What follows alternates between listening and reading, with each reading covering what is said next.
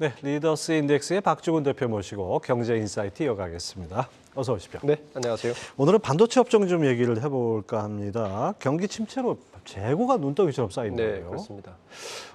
제가 작년에도 이 자리에 와서 그 재고 자산이 늘어나고 있다고 한번 기억이 나는데 재고가 좀처럼 줄어들지 않고 있습니다. 특히 이제 반도체 재고가 문제인데 3월 말 분기 보고서가 나왔는데 이번 주 월요일 날 삼성전자의 반도체 재고만 31조고요. 예. SK 하이닉스의 재고가 17조니까 예. 합쳐서 지금 거의 50조, 49조, 50조에 가까운 재고가 쌓여 있는데 문제는 그래프에서 보듯이 줄지 않고 있다는 겁니다. 2021년 말 대비 지금 뭐 거의 2배가 됐네요. 네, 그렇습니다. 이게 반도체에 그 굉장히 안 좋은 시그널이 온 게 벌써 작년 3분기부터인데 예. 이미 그때부터 하이닉스는 감산을 하기 시작했단 말이에요. 그러니까 근데 4분기 적자를 예상하고 삼성전자는 사실 작년 3분기 말까지는 감산하지 않겠다는 기조를 유지하다가 네. 4분기 때부터 우리도 감산 여지를 약간 시그널을 보였다가 1분기에 본격적으로 감산을 하겠다고 했는데 그걸 감안하더라도 재고가 쌓인다는 거는 감산이 이미 들어갔다는 거 아닙니까? 감산한 상태에서 재고가 쌓인다는 거는 그만큼 글로벌에서 이 반도체에 대한 수요가 높지가 않다 이렇게 봐야 되는 거겠죠. 사실 뭐 삼성전자, 하이닉스, 마이크론 3대 그 메모리 메이커들이 전부 다 감산을 하는데도 맞습니다. 이 정도 갖고는 안 된다는 겁니까? 맞습니다. 지금 전문가들은 많은 통계 사이트에서 보면 2분기에 약간 완화되고 그러니까 실질적으로 완화되는 건 3분기가 돼야만이 완화될 것이라 지금 보고를 하고 있거든요. 예. 그렇다면 저 재고의 양은 2분기까지는 더 증가할 거라고밖에 예상이 안 되는 거죠. 또 하나는 이 감산 효과가 나타나는 게 지금 시장에서는 2분기가 아니고 3분기가 돼야만이 감산 효과가 나타나고 하니까 실질적으로 재고가 줄 수 있는 통계 잡힌 재고가 주는 거는 3분기 보고서에서나 재고 자산이 줄지 않을까라고 하고 문제는 그뿐만 아니라 이 재고 자산 회전율이라고 보통 이야기하죠. 예. 만든 걸 얼마나 빨리 팔 수 있느냐. 예. 이 수치도 삼성전자가 4.1에서 3.15로 떨어졌으니까 만들어 놓은 게 더 안 팔린다는 이야기고 하이닉스는 더 심합니다. 1.5까지 떨어졌어요. 그게 무슨 의미죠? 그러니까 만들어 놓은 게 재고가 얼마나 빨리 회전하고 있느냐. 회전율이라는 거죠. 예. 그러니까 이게 수치가 높을수록 빨리빨리 회전된다는 이야기고 수치가 낮을수록 회전이 덜 된다는 이야기죠. 예. 그러니까 이 수치도 안 좋은 걸 보면 두 개가 지금 삼성전자나 SK 하이닉스 입장에서는 3분기가 돼야만이 이게 조금 돌아가지 않을까라는 점에서 예상하고 있습니다. 예. 하지만 뭐 이 시장에서는 하반기에는 반도체 업황이 턴어라운드 될 것이다 이런 기대도 많고 긍정적인 전망도 있고 또 주가도 어느 정도 조금은 요즘 움직이는 것 같은데 이 박주근 대표께서 보시는 거는 이 마냥 희망적으로 봐서는 안 된다라는 말로 들립니다. 네, 저는 그렇게 보고 있습니다. 그러니까 이 언론에서도 이 삼성전자에 대한 기사는 굉장히 호혜적이잖아요, 실제적으로. 예, 그리고 특히 반도체가 워낙 큰 업종이다 보니까 이게 호혜적인 기사가 많이 나오는데 좀 현실을 직시할 필요는 분명히 있습니다. 지금 현재 거래 중인 메모리 가격은 그 기업 간에 거래하는 고정 가격이 아닌 현물 가격이거든요. 예. 그러면 이 감산 등의 효과가 전혀 반영 안 됐다고 봐야 됩니다. 그러니까 이 가격까지 반영되면 사실은 현물 가격은 더 떨어질 수도 봐야 되고요. 그러면 그게 가격이 매출로 연결되는 건 최소한 3분기, 4분기도 예. 봐야 되는 거죠. 물론 주가는 몇 개월 앞서서 반영되긴 하지만 어쨌든 실적은 그렇다는 이야기입니다. 두 번째는 이 중국이 사실은 가장 큰 관건입니다. 이게 중국이 관건인데 중국 반도체 수입이 전혀 살아나지 않고 있다는 게 사실은 너무 뼈아픈 부분이에요. 예. 뭐 통계에 늘 나오듯이 우리나라 반도체 수출 1위가 이제 자동차로 바뀌었죠 이미. 예. 반도체에서 이 반도체가 핵심으로 들어가려면 중국 내의 어떤 그걸 들어가야 되는데 지금 그래프에서 보듯이 삼성전자의 1분기 삼성전자는 이제 분기 보고서에 들어가면 지역 법인별 매출이 나오는데 중국 지역 매출액이 2자리 이하로 떨어진 건 아마 처음인 것 같아요. 예. 이 정도로 중국 매출이 살아나지 않는 게 반도체 쪽을 살아나는 거에 대한 그러니까 전체 매출 대비 중국 내 매출이 지금 한 자릿수. 그게 아니고 예. 지역별 매출 비중, 지역별 매출 매출에서? 비중인 거죠. 아, 예. 8.7%가 전체 매출에서 중국 매출 비중이라는 건데 예. 저게 항상 15%를 이상을 유지를 했었거든요. 2자리 이하로 떨어진 거는 굉장히 이례적인 겁니다. 자, 거기다가 지금 말씀하신 대로 중국 매출 거의 반토막 나고 뭐 이런 상황인데 여기다가 또 미중 갈등의 시장 위축되고 그다음에 중국의 반도체 자금률이 올라가고 있어요. 그렇죠. 이런 것이 뭐 이른바 삼중고라고 얘기하는데 이거 돌파구는 없는 겁니까? 일단 세 가지 이제 리스크가 있는 거죠. 우선 미중 갈등은 뭐 지속적인 뭐 리스크라서 뭐 최근에 뭐 마이크론이 미국에서 마이크론이 못 팔면 누구도 팔지 말아까 이야기할 정도로 그렇죠. 리스크인 거고 이제 그것도 거기에다가 중국의 IT 매출이 지금 감소하고 있는 것도 사실 문제입니다. 그러니까 전년 동기 대비 1분기를 보면 한 14% 감소했거든요. 그러니까 스마트폰 출하량이 이제 대표적인 지표인데 예. 스마트폰 출하량이 작년 한 3억 대가 넘었는데 2억 8천만 대 정도 줄었으니까 거기에다 메모리가 들어가지 않습니까? 예. 그 자체가 조금 이제 시장 자체가 좀 슈링키됐다는 것도 하나 이걸 수 있고 마지막으로는 이제 중국의 부품의 자금률이 굉장히 올라갔어요. 최근에 유럽 보고서를 보면 이제 우리나라 과학기술부에서 낸 자료를 보면 기술 수준 평가라는 지표를 내고 있는데 우리나라의 충전 과학기술 수준이 미국 대비 80.1%였거든요. 예. 중국도 80%를 넘어버렸습니다. 뭐 똑같네요, 우리하고. 예, 그렇죠. 예. 그러니까 이 세 개가 맞물리면서 중국 매출이 지금 삼성자의 중국 매출이 단순한 어떤 일시적인 현상이 아니라 어떤 저게 지속될 수 있다는 시그널도 오기 때문에 이에 대한 돌파구는 결국에는 기술 격차밖에 없을 것 같습니다. 기술 격차. 네.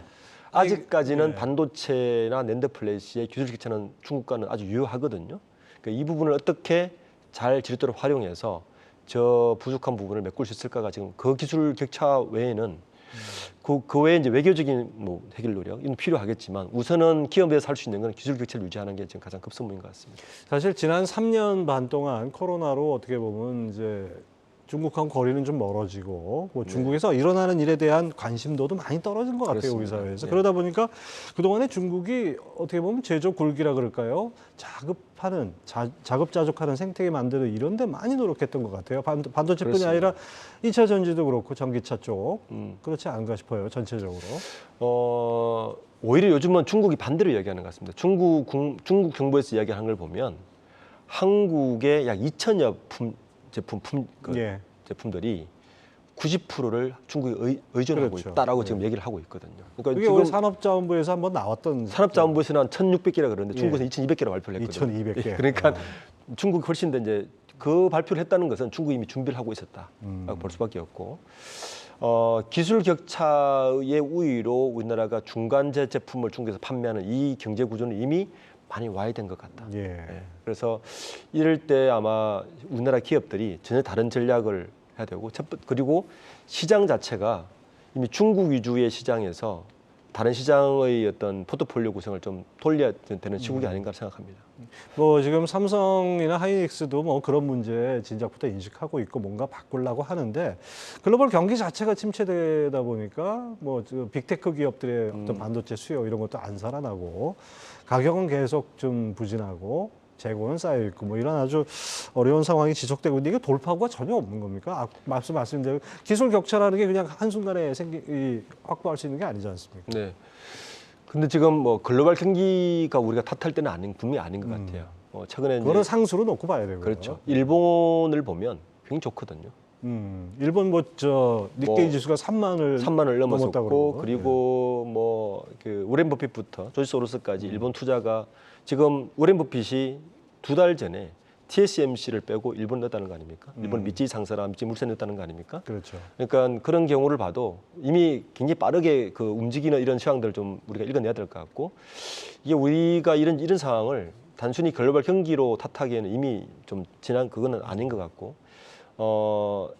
우리가 안주하고 있었던 부분이 분명히 있었던 것 같아요. 예. 그러니까 기술 격차가 이 정도는 중국 못 따라오고 있지라 했던 부분이 있었고 방금 말씀하신 것처럼 코로나를 겪으면서 중국 내에 그리고 미중 분쟁이라는 게 우리가 벌써 한 3, 4년 지나지 않았습니까? 트럼프 때부터였으니까. 5, 6년 됐죠. 뭐. 그러니까 미중 분쟁이 일어나면서부터 중국 내에 제조 굴기가 다르게 지금 전개되고 있다는 것도 예. 분명히 우리가 인식해야 되거든요. 그러니까 이런 상황에서는 결국에는 우리의 어떤 그 입지 자체가 우리가 지렛대로 사용할 수 있는 결국에는 2차 전지나 또 하나의 문제는 중국과 우리가 경쟁할 수 있는 반도체를 빼고는 대부분 경쟁 체제로 있어요. 태양광 그렇죠.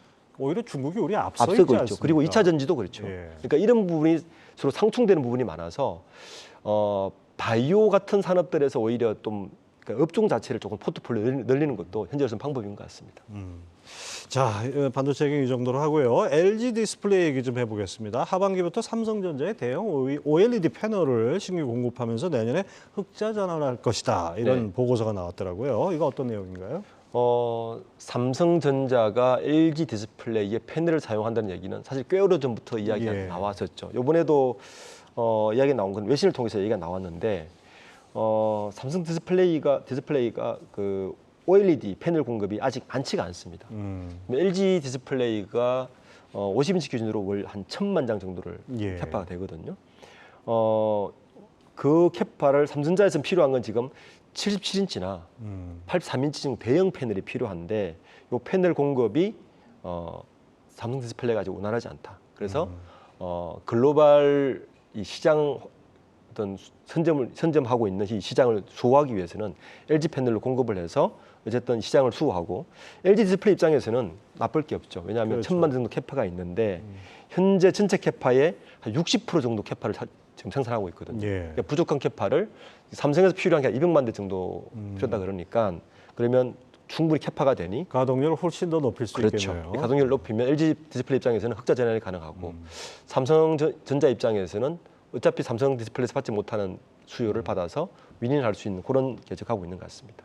이른바 적과의 동침이라고 해야 되나요? 삼성과 LG 워낙 가전 시장에서 그렇게 아주 치열한데. 그렇습니다. 이렇게까지 될지는 몰랐죠. 그런데 LG 디스플레이 입장에서는 소니에도 사실은 예. 납품을 하거든요. 근데 이미 이제 그런 시장은 간 것 같고 누가 이제 더 뭐 다른 형태의 경쟁으로 가고 있는 것 같습니다. 하여튼 LG 디스플레이 뭔가 이제는 좀 적자의 늪에서 좀 벗어나는 거 확실한가요? 이게 LG 디스플레이가 지금 적자가 4개 분기, 1년간 연속 예. 적자를 보고 있거든요. 그나마 이제 LCD를 처분을 하고 출구 전략을 선언했는데 이게 아직까지도 덜 됐습니다. 구조조정을. OLED는 LCD를 처분하고 나면 사실은 OLED 가동률을 높여서 저 적자를 메워야 되는데 네. 방금 말씀하신 것처럼 OLED 가동률도 그렇게 빨리 놓지 않아서 지금 2조 원대 적자를 벌이고 있죠. 근데 만약에 삼성전자가 LG 디스플레이로부터 200만 대 이상의 어떤 디스플레이를 공급을 받으면 이제 흑자 전환은 가능하다. 계산상으로. 연말쯤 4분기쯤 네. 내년에는 이제 어느 정도 흑자 전환이 가능하다 이런 네, 얘기네요. 그렇습니다. 자, 최근 미국 주식 투자하는 서학개미들에게 경보가 울렸다고요. 그 한 증권사가 2.5배 높은 이 최소 수수료를 부과해서 문제가 된 건데 이게 어떤 내용입니까? 최근에 뭐 국내 정치가 안 좋으니까 미국 시장이나 미국으로 눈을 돌리는 뭐 개미투자들이 많지 않습니까? 우리 서학개미라고 그렇게 하는데 이게 이제 금융감독원에서 보고서를 낸 것 같아요. 수수료를 받더니 이게 사실 많이 간과하고 있지 않습니까? 네. 한 예를 든 게 556만 원치를 사가지고 885만 원에 팔았어요. 시세 차익이 320만 원 정도 어떤 사람이 냈습니다. 근데 이제 실제 통장에 들어온 걸 보니까 한 250만 원밖에 안 들어왔어요. 수수료가 거의 60만 원 정도 나갔다는 겁니다. 그럼 몇 프로입니까 수수료? 굉장히 높은 거죠. 국내 주식에는 상상할 수 없는 수수료 아닙니까? 예. 그렇죠? 그래서 왜 그러냐 이렇게 계속 따지고 금감원에 신고도 하고 봤더니 건당 부과가 되는 수수료, 뭐 최소 수수료와 건당 부과되는 수수료가 이 명시돼 있어서 금감원이 어쩔 수 없다는 규정으로 내서 그 돈을 내고 말았는데 금감원에 따르면 그 이제 3년 전에 2019년도에 서학개미들이 한 1,712억 달러에 불과했던 결제액이 작년에 딱 2배, 3,700억까지 늘었거든요. 예. 3,700억 늘었기 때문에 앞으로 이런 민원들이 더 많이 나올 것 같고 분명히 투자하실 때 그쪽의 조건들을 분명히 봐야 될 것 같습니다. 이렇게 영어니까 또 작은 글씨 써놨지 않겠습니까? 예. 잘 보지 않고 투자했다가 이렇게 많은 수수료를 계속 물고 있는 상황인 것 같습니다. 사실 약관이라는 게 뭐 당연히 그렇죠. 합리적으로는 삼리적인 수준이겠지 하는데 네. 다 그냥 동의 누르잖아요. 다 근데 누르죠. 나중에 이것 때문에 또 문제가 될 수 있겠네요. 네, 그렇습니다. 이 관련해서 미국 주식 투자자들의 주의가 필요할 것 같은데 따져봐야 될 것들이 어떤 것들입니까? 우선 그 해외주식 투자할 때 해당되는 국가의 제도나 규정을 꼼꼼히 좀 봐야 된다. 네. 그냥 우리하고 비슷하겠지. 방금 말씀하신 것처럼 다 동의 누르고 이렇게 했다가는 이와 같은 고액 수수료를 당할 수가 있다가 하나가 있고요. 그리고 매매가 정상적으로 체결됐더라도 그 일부 해외 주식시장에서는 결제 지연이 발생하는 경우가 있습니다. 예. 이럴 때도 이거 좀 주의해서 봐야 된다. 이것 때문에 손해를 볼 수 있거든요. 그 다음에 그 결제 지연이 불령 발생했을 때는 국내 증권사가 이를 책임지지 않고 있거든요. 보통 우리가 국내 증권사를 통해서 수수 거래를 하고 있는 경우 많지 않습니까? 그래서 둘 다를 꼼꼼히 봐야 된다. 그래서 손해를 보지 않는다. 그리고 해외 주식의 배당, 분할, 병합 같은 권리 내역이 발생할 때 잘 알려주지 않거든요. 국내는 지금 개미들이 뭐 이런 일 발생하면 굉장히 적극적으로 하지 않습니까? 예. 해외 주식은 이런 부분에 대해서 개인 투자 권리 주장을 하기 되게 어려운 구조인 것도 감안하고 투자를 해야 된다. 이런 부분들 좀 우리가 주의해야 될 부분 같습니다. 사실 그 코로나 터지고 나서 뭐 동학개미 운동도 있었지만 네. 그에 못지않게 서학개미가 활발했는데 최근 미국 시장 좀 지지부진하고 상대적으로 올해 우리나라 증시가 더 강세를 보이다 보니까 그렇죠. 서학개미 활동이 많이 좀 줄어든 것 같아요. 네. 그렇지만 또 요즘 같은 우리가 뭐 정치에 상당히 문제가 많지 않습니까? 예. 이런 경우는 다시 그 아까도 이야기했지만 그 글로벌 경기는 괜찮거든요. 그래서 미국 경기, 특히 일본 주식도 보는 사람도 많고요. 예. 니케이 주식 올라가고 있으니까 이럴 때 이제 외부로 눈을 돌리는 투자들이 많습니다. 이럴 때 대부분은 직접 투자도 하지만 보통 증권사를 거쳐서 하게 되면 방금 말씀드렸던 이런 문제들이 많이 발생할 수 있기 예. 때문에 좀 꼼꼼하고 그런 제도를 확인하고 투자할 필요가 있을 것 같습니다. 사실 투자자가 그 투자금을 지키는 거는 본인이 노력하지 않고서는 안 되는 부분들이 맞습니다. 분명히 있는 것 같습니다. 네. 우리가 이 정도 수준은 상식적으로 지켜줄 것 같지만은 그렇지 않은 부분도 있다는 거 꼼꼼히 봐야겠습니다. 자, 리더스 인덕스의 박주곤 대표 함께했습니다. 말씀 감사합니다. 네, 감사합니다.